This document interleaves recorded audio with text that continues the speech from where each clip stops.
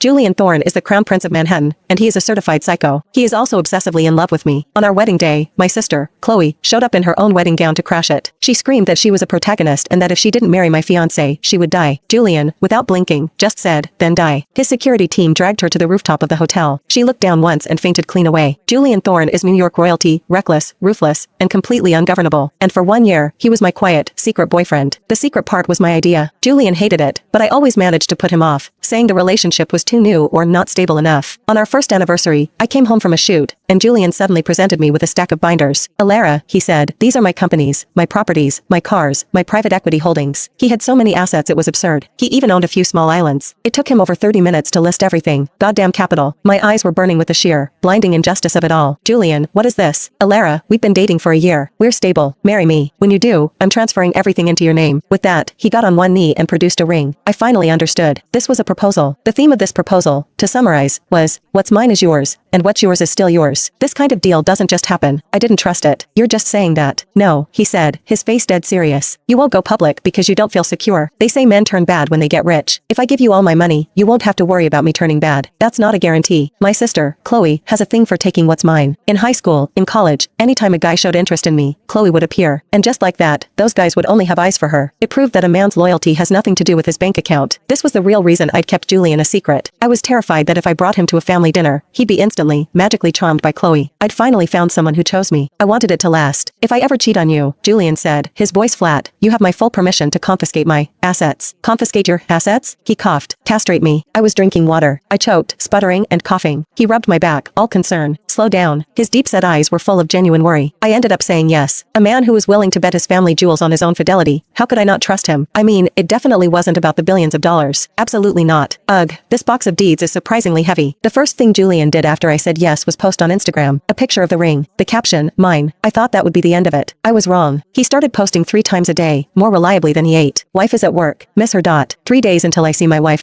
Woke up to this. Hashtag blessed. Hashtag no filter. The captions were so sappy I couldn't even read them. He's Julian Thorne. The comment section was just a sea of fawning OMG goals. I was embarrassed. He was defensive. I'm making up for a year of lost time. I texted back, whatever makes you happy.